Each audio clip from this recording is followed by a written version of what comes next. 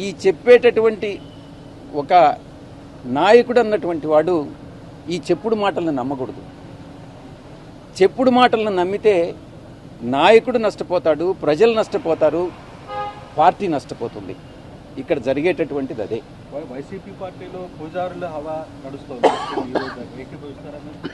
తప్పకుండా ఏకీభవించకుండా ఉండేదానికి ఏముంది దాంట్లో? ఈ కోటరీ వల్లనే నేను ఆయనకు దూరం అయ్యా.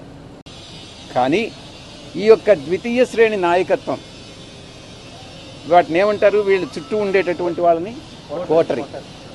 ఈ కోటరీ నుంచి ఏ రోజైతే ఆయన బయటపడతాడో ఆ రోజు ఆయనకు భవిష్యత్తు ఉంటుంది. లేకుండా ఉంటే భవిష్యత్ అనేటటువంటిది చాలా కష్టంగా ఉంటుంది. ఇంతకన్నా మించి చెప్పగలిగింది ఏం లేదు. ఎక్కడ బయట నుంచి పోయేటటువంటి ఇన్ఫర్మేషన్ ఈ యొక్క కోటరీకి అనుకూలంగా ఉంటే, ఎవరినైనా ఆయనకి పరిచయం చేయాలి, తీసుకెళ్ళాలి అని అంటే ఈ కోటరీ కానీ అంగీకరిస్తే వాళ్ళకి ఏదో ఒక రకంగా నయానో భయానో, లేకుంటే మంచిగానో కాళ్ళు పట్టుకోనో చేతులు పట్టుకోనో, లేకుంటే ఆర్థికంగా ఏదో ఒకటి చేసో వాళ్ళు ఆయన దగ్గరికి పంపిస్తారే కానీ దేవుడి దగ్గరికి, పూజారులు అదర్వైజ్ దేవుడి దగ్గరికి పంపించట్ల. ఇది జరిగేటటువంటిది. 3.5 సంవత్సరం పాటు అవమానాలకు పాలై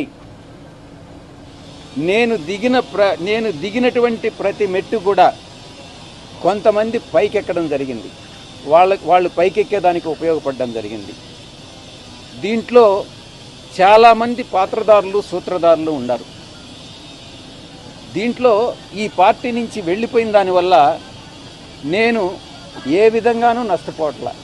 చిత్తశుద్ధితో ఈ పార్టీలో నేను ఉన్నంతకాలం నేను పనిచేశాను, మనస్ఫూర్తిగా పనిచేశాను. కానీ ఆత్మ గౌరవం, ఆత్మవిశ్వాసం రెండు ముఖ్యం. నేను ప్రలోభాలకు లొంగల. మా నాయకుడు నన్ను ప్రలోభాలకు లొంగావన్నాడు, నేను భయపడ్డానన్నాడు, నేను భయపడలా. ఇంకోటేది ప్రలోభం, భయం, విశ్వసనీయత కోల్పోయానన్నాడు. విశ్వసనీయత కోల్పోలే.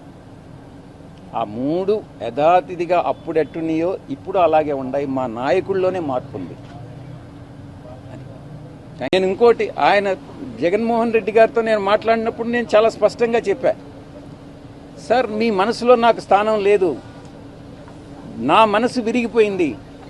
మీ మనసులో స్థానం లేనప్పుడు ఈ పార్టీలో కొనసాగాల్సినటువంటి అవసరం నాకు లేదు. కాబట్టే నేను ఈ పార్టీ వదిలి వెళ్ళిపోతున్నాను. మీ చుట్టూ ఉండే వాళ్ళ చెప్పుడు మాటలు విని మీరు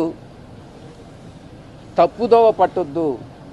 మీకు ఎవరు నిజాలు చెప్తున్నారు, ఎవరు అబద్ధాలు చెప్తున్నారు అన్నటువంటిది మీరు పూర్తిగా అర్థం చేసుకోండి.